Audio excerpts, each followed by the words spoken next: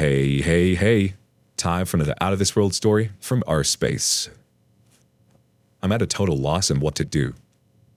If you're familiar with this story, you can skip to the update in the timestamp. I usually don't like sharing my problems with strangers, but I think I need advice that only this community can provide. This happened recently to me, so it's still fresh and I'm going through a roller coaster of emotions. To start, I've, 32 male, have been with my partner, 32 female, for 6.5 years. I've planned to marry and have kids with her, but life since the pandemic has put a lot of financial pressure on us that makes those things less than ideal until we shore up our finances. She got fired 2 years ago, which led to her depressed state, which I tried my hardest to support and help her find a new job. Just recently, after getting fired a couple of times, she manages to land a good job, which I helped her get. I'm super proud of her. Last month, beginning of February, she gets into a car wreck which puts us into another situation of a downward spiral. She totaled it, but I assure her we have good insurance, but we had to wait a month for a car to come in. We couldn't get one sooner. I changed my schedule to night shift so I can drive her to work, but I couldn't drive her home. She starts at 3:30 p.m. to 12 a.m., and I work from 6 p.m. to 4 a.m. So unfortunately, I had to wait at my job for hours after dropping her off, but really no big deal for the support it provides her. She would rely on several people to drive her home. Otherwise, she would have to wait for me. This is where things get dicey for me. For the past month, one of the several people that helped her with a ride, she also hung out after work. She told me they went to a bar and had some drinks and talked about work. But really, she was going to his place. I had no idea until last Friday after she got off, she went to her friend's house for some drinks. A little bothered, but I didn't want to act controlling. She said she would only be a couple of hours, but it turned into 6 hours trying to contact her. She finally got back to me and told me she got drunk and passed out till she was tired. I was super pissed off because she put herself in a very questionable situation. She assured me nothing happened and they were just friends. Well, a week goes by, and I've been wanting to get closer to her because something felt off about our closeness, but she just seemed not interested. So after work, she's home asleep and I did a really immature thing. I looked through her phone, and sure enough, she's talking about very explicit details about when they're hooked up, and she sent him the same pictures that she had sent me that same night, as she has been telling this guy that she lives alone. So he has no idea who I am. My heart was shattered. This is the love of my life. I wake her up instantly, begin to ask, how can you do this? And she still tried to say I was misunderstanding things. Eventually she came clean. She said she was dealing with an emotional trauma from being raped when she was younger by her family, and having sex with me brought that up. She has been feeling disinterested in sex for a bit, but I've been trying everything to make her comfortable, but she never shared it was because of her past. However, I knew about her past for when we started dating, but it was never an issue. She said the sex of this guy was with toys, and she wanted to be abused and choked, and she didn't want me to do that with her. I'm completely destroyed. I love this woman to the ends of the earth, but it feels so betrayed and broken. I honestly don't know what to do. Just yesterday, we went to Disney Springs to talk about everything more in depth because I wanted to understand her more. I don't want to disrespect her in a way and try to be understanding. We have been together for so long that I find fighting and being irrational wrong, even if I'm broken about the situation. I know I don't deserve this, but I truly believe her to be a good person, and I feel like she doesn't deserve this situation either. But she caused it. I feel like my love for her is blinding me to the pain she inflicted to the relationship and me, and I'm having a hard time trusting her after this. We did have a good time at Disney Springs, and I feel like she loves me, but I don't know if it's right. I don't know how to navigate unraveling our lives or even begin to work on things. As of now, she is still talking to this other guy because I guess she cares about how she misled him and wants to set things right. Our lease is up in May and we have to live with each other until then because we have nowhere else to go. Thank you for reading this long wall of text and letting me vent. I'm super confused about the direction of my new reality and my feelings because all I want is the best for her, and she's the only person in this world that I could count on for comfort. But I don't have that anymore. I'm all alone. Update. D-Day was about 3 weeks ago for me. I attempted to reconcile the relationship, but I just don't think it's going to work anymore. Since me finding out and me going through my emotional roller coaster, she would just tell me, I need to get therapy. Why are you sad about this? I didn't do it for the reasons you think. I'm sorry I hurt you.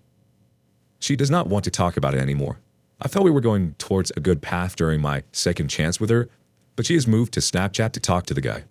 Just this Friday, we were watching anime, and about 11 p.m., she got a message on Snapchat and left to go talk to him, and got drunk and didn't come back home till 6 a.m. She's telling me nothing happened, that I need to believe her, but it doesn't matter to me anymore. She just has no awareness how her actions affect other people, and I'm just along for this sick ride.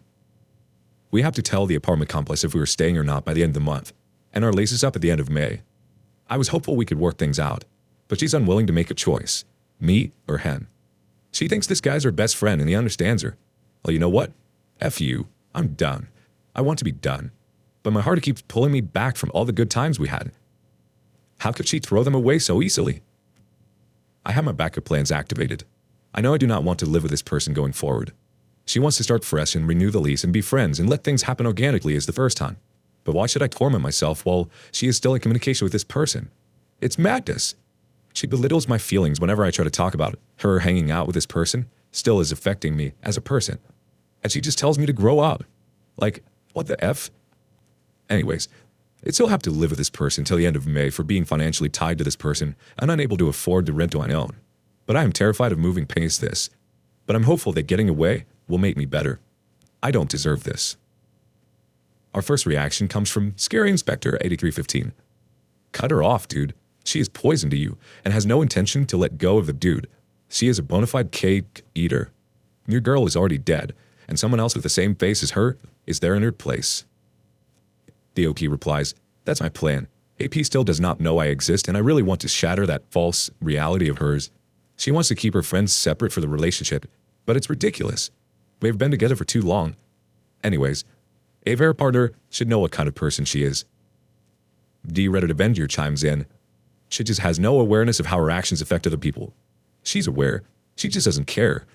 Don't be afraid. Yes, it will be hard, but staying would be a lot worse. This is a very common situation a lot of people go through. They all feel like you do now, but the vast majority overcome this and have great lives. You will too. Your willingness to leave shows that. One more quick one from Belf17. Mate, you should go and enjoy life too. Gray rocker and go out. Hang out with your friends. Have hookups if you feel like it. Don't let her BS ruin your life. Distract yourself. Go to the gym. See your family. Surround yourself with positive stuff. Moving on. My, 21, mom, 56, found my dad, 55, cheating. I invited her to move out. So my dad was the nicest guy you can meet. To me as a dad, he's the best. He does things extra miles. He's caring, loving. He even takes my laundry and drive me wherever I need or ask. He cooks for us. Anyway, I can't honestly blame my mom because she has not been a very good wife and is treating my dad like crap this past few years, and I noticed that, but my dad remained patient with her. A few months ago, my dad brought home an old friend. He said they were high school classmates, and that the lady is already a widow, and is only visiting our place to find a new place to start with her kid. And my dad will show her our town. But then they leave and my mom was not around that day for a few days. I ended up finding out that they did check into a hotel. And yes, my dad confessed. I was so devastated, like everything I knew about him is just a show or something. What a hypocrite, I told myself. My mom was crap for days, and I asked her to move out. I told her I can buy a house for us, or even pay for an apartment, or any place she would want, right then and there. Anyway, I'm not bragging, but I'm kind of have some businesses. I'm good at this with thousands in sales. Other than that, I have side jobs that I use for my school. I can basically afford to get a house. She was hesitant because our house is hers also.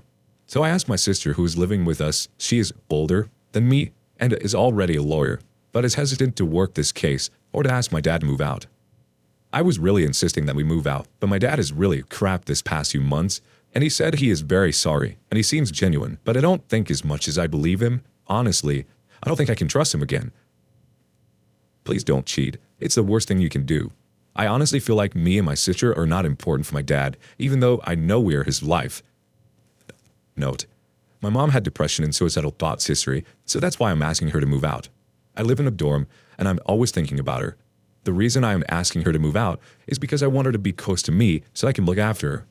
I told her I will look for an apartment or a house near my university, so we can live there. Edited. I already have an existing trust issues, but I think I'm at the edge of not trusting anyone. I started to doubt my own decisions lately, afraid that it might hurt my mom or the people I love, especially my sister and my mom. On to the next story.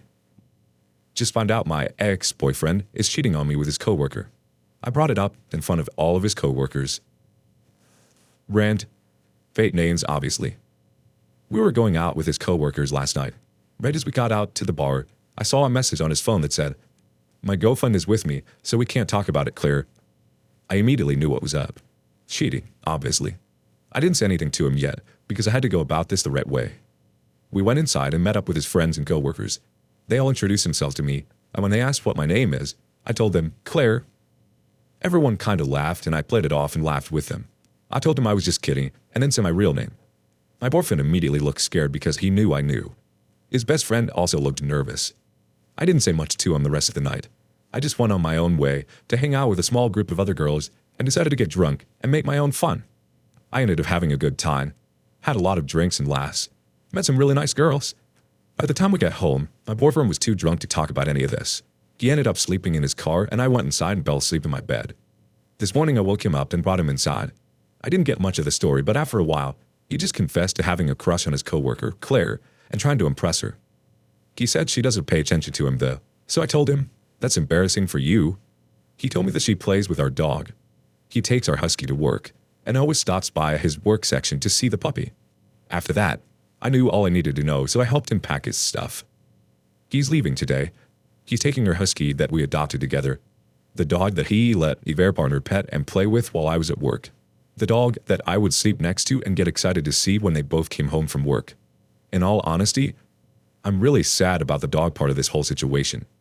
The fact that my now ex-boyfriend was flirting with a girl and trying to use our dog as a way to get closer to some girl, the fact the affair partner would cuddle up to my dog during the day, and then I would do the same at night. I hope the dog is okay, and I'll always love her. She's a good puppy. As for the boyfriend, he's trash. I know I can do better, and I'm excited to upgrade. With love, Claire. Our first response comes from, "Sometimes I am lost. Sorry for what happened to you, but when you've introduced yourself as Claire, classic. Just classic. Nice move.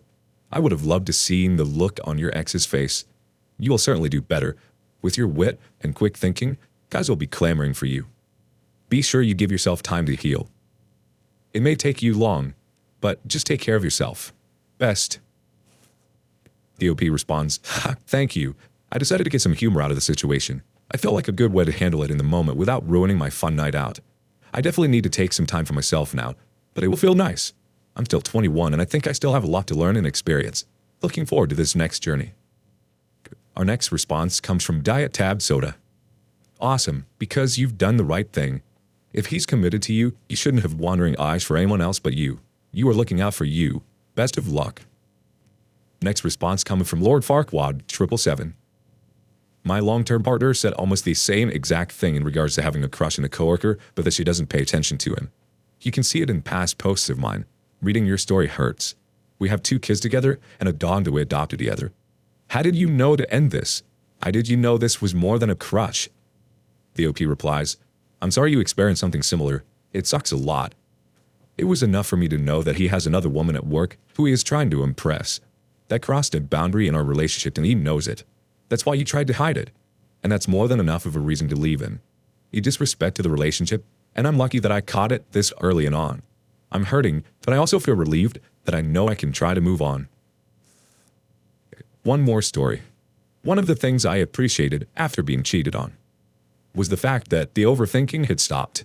The anxiety of thinking, does she still love me? Does she think of me like I do? Does she hate me?